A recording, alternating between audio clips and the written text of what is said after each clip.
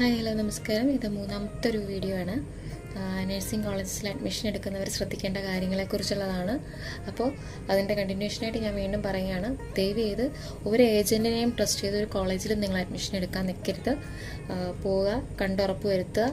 അല്ലാണ്ട് കാണാത്ത ഒന്നിനെയും വിശ്വസിച്ച് നിങ്ങൾ ചെയ്യരുത്. ഗൂഗിൾ റിവ്യൂ ഒന്നും നിങ്ങൾ ട്രസ്റ്റ് ചെയ്യരുത്. ഈ ഗൂഗിൾ റിവ്യൂ ഒക്കെ ഫേക്കായിട്ട് നമുക്ക് ഉണ്ടാക്കാൻ പറ്റുന്ന കാര്യങ്ങളാണ്. പല സ്റ്റുഡൻസിനെ വെച്ച് നമുക്ക് ചെയ്യാൻ പറ്റും. ഇത് റിയൽ ആയിരിക്കണം എന്നില്ല. അതുപോലെ തന്നെ ഒരു ഏജൻറ്റ് നിങ്ങളെ സമീപിക്കുമ്പോൾ നിങ്ങൾ ശ്രദ്ധിക്കേണ്ട ഒരു കാര്യം, ഈ ഏജൻറ്റിന് ഒരു കുട്ടിക്ക് 10,000 അല്ലെങ്കിൽ 20,000 എന്നുള്ള നിലയ്ക്കായിരിക്കും അവർക്ക് കമ്മീഷൻ കിട്ടുക. അതുകൊണ്ട് തന്നെ കാശാണ് മുഖ്യം. നമ്മുടെ കുട്ടികളുടെ ഫ്യൂച്ചർ അവർ ചിന്തിക്കണം എന്നില്ല. അവർ കോഴ്സ് കംപ്ലീറ്റ് ചെയ്യണമെന്ന് അവർക്ക് ആർക്കും ഇല്ല. ജോയിൻ ചെയ്യുക എന്നുള്ളത് മാത്രമേ അവരുടെ ലക്ഷ്യമുള്ളൂ. അപ്പം നമ്മളെന്തിനാണ് കഷ്ടപ്പെട്ട് ലോണും ഒക്കെ മേടിച്ച് കുട്ടികളെ ചേർക്കുന്നത്? കോഴ്സ് കംപ്ലീറ്റ് ചെയ്ത് നാളെ അവൻ അല്ലെങ്കിൽ അവൾ നല്ലൊരു പൊസിഷനിലോട്ട് എത്തും, അല്ലെങ്കിൽ ഞങ്ങളുടെ കുടുംബം അതോടുകൂടി രക്ഷപ്പെടും എന്നുള്ള നിലയ്ക്കാണ് നമ്മളിതൊക്കെ ചെയ്യുന്നത്.